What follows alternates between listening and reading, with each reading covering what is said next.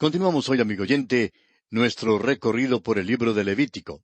En nuestro programa anterior tocamos brevemente en el último aspecto que estamos considerando en nuestro estudio del capítulo 15 de este libro de Levítico. Este aspecto es la repugnancia de los flujos y los reglamentos para ellos. Así es que vamos a leer hoy una vez más los versículos 31 al 33 del capítulo 15. Así apartaréis de sus impurezas a los hijos de Israel, a fin de que no mueran por sus impurezas, por haber contaminado mi tabernáculo que está entre ellos. Esta es la ley para el que tiene flujo y para el que tiene emisión de semen, viniendo a ser inmundo a causa de ello, y para la que padece su costumbre, y para el que tuviere flujo, sea varón o mujer, y para el hombre que durmiere con mujer inmunda.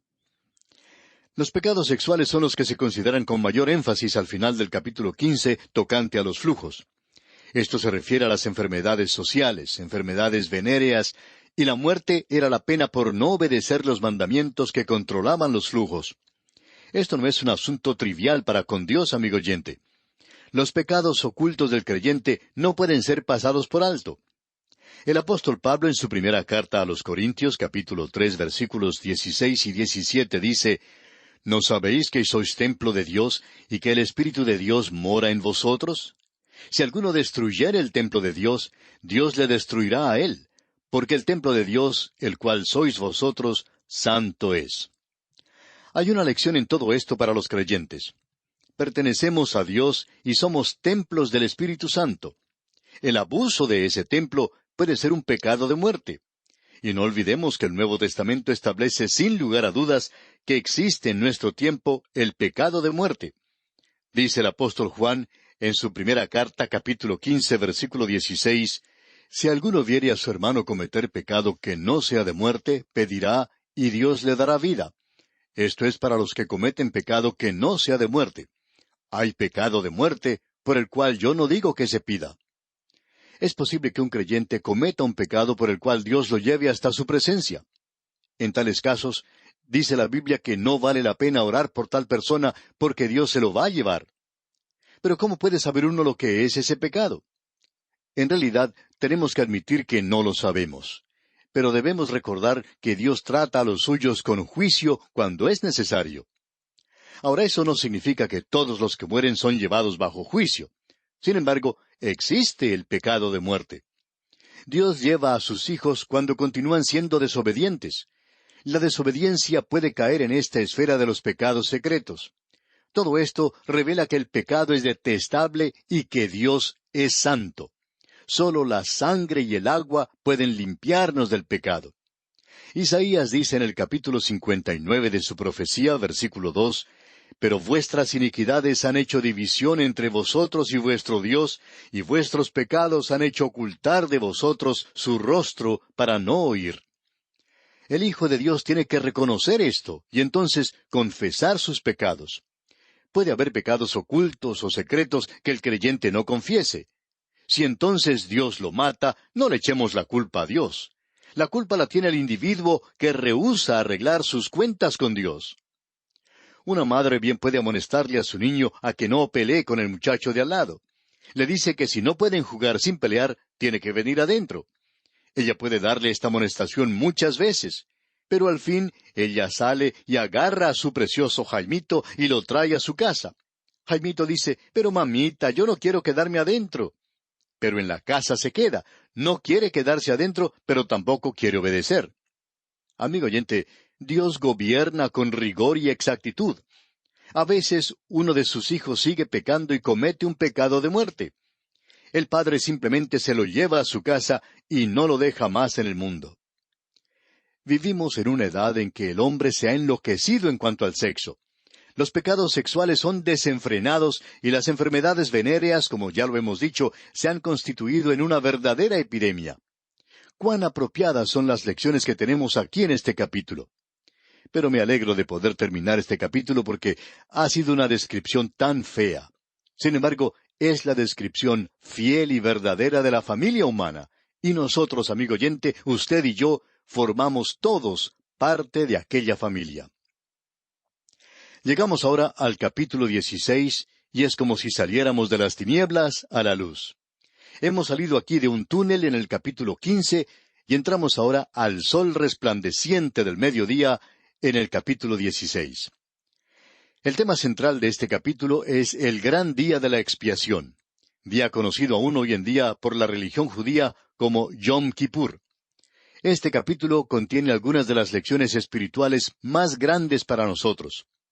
Los temas abordados hasta aquí en Levítico han sido las ofrendas, los sacerdotes y el pecado. Pero ninguno de estos capítulos ha abordado final ni completamente el problema del pecado. Llegamos ahora sí a un capítulo que abordará el tema del pecado en una forma más completa que cualquiera de los demás. Por lo menos es el que señala en una forma más específica y adecuada la obra de Cristo en la redención. Es una sombra profética de su obra redentora. El apóstol Pablo dice en su carta a los Colosenses, capítulo 2, versículos 16 y 17, Por tanto, nadie os juzgue en comida o en bebida, o en cuanto a días de fiesta, luna nueva, o días de reposo, todo lo cual es sombra de lo que ha de venir, pero el cuerpo es de Cristo. Una sombra es un cuadro. Aunque un cuadro no es un buen sustituto de la cosa real o de la persona real, sirve para señalar la realidad. Hace años un señor de apellido Hengstenberg comentó, la elucidación de la doctrina de los tipos o símbolos, ahora abandonada por completo, es un problema importante para los teólogos futuros. El cuadro tipo de este gran día de la expiación merece nuestro estudio esmerado. El Dr. Kellogg declara el significado del gran día de la expiación de esta manera. Fue quizá la ceremonia más importante y que más caracterizó toda la legislación mosaica. Los rabinos designaron al día de la expiación con una sola palabra, Yoma, o sea, el día. Y era en este día cuando el pecado era tratado en la manera más adecuada que en cualquiera otra ceremonia del sistema mosaico.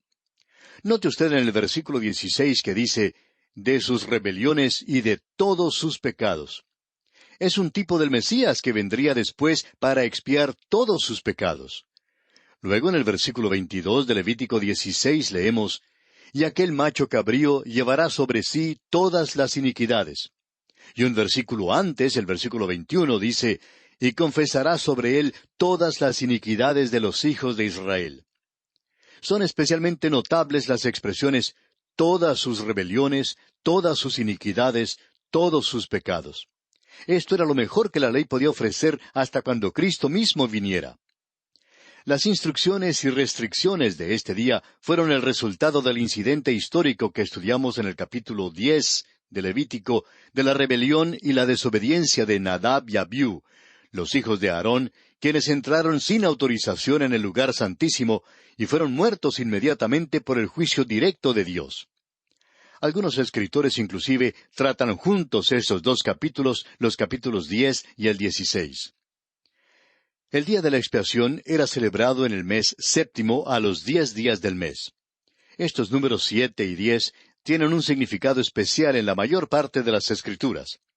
El séptimo mes es el mes sabático y denota reposo y un cese del trabajo. Seguramente no es impropio que este mes fuera escogido para manifestar el reposo dado por la redención que tenemos en Cristo. El escritor a los Hebreos en el capítulo 4 de su carta, versículo 10, dice, porque el que ha entrado en su reposo también ha reposado de sus obras, como Dios de las suyas. Ahora 10 es otro número sobresaliente en las Escrituras y parece dar la idea de aquello que expresa la perfecta y completa voluntad de Dios. Hubo los 10 mandamientos. Dios bien pudo haber dado otro más, pero no lo hizo. Dios pidió también el diezmo, o sea, la 10ª parte. Y el remanente de Israel se define como la 10ª parte en Isaías 6:13. El número 10 expresa la mente y el propósito de Dios. El día 10 expresa la verdad de que Cristo vino a cumplir la completa voluntad de Dios. Isaías 53:10 dice, con todo eso, Jehová quiso quebrantarlo, sujetándole a padecimiento. Amigo oyente, Él vino cuando llegó el cumplimiento del tiempo en la hora designada. La palabra que significa expiación en hebreo es kafar, y significa encubrir. Dios no quitaba los pecados en el Antiguo Testamento, sino que los cubría hasta cuando Cristo viniera para quitarlos. Y hay muchas referencias en la Escritura que enseñan esto. Veamos los siguientes pasajes.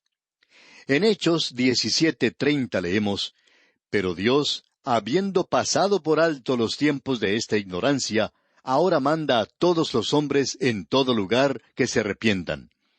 También el apóstol Pablo en su carta a los Romanos, capítulo 3, versículos 24 y 25 dice: Siendo justificados gratuitamente por su gracia, mediante la redención que es en Cristo Jesús, a quien Dios puso como propiciación por medio de la fe en su sangre, para manifestar su justicia, a causa de haber pasado por alto en su paciencia los pecados pasados.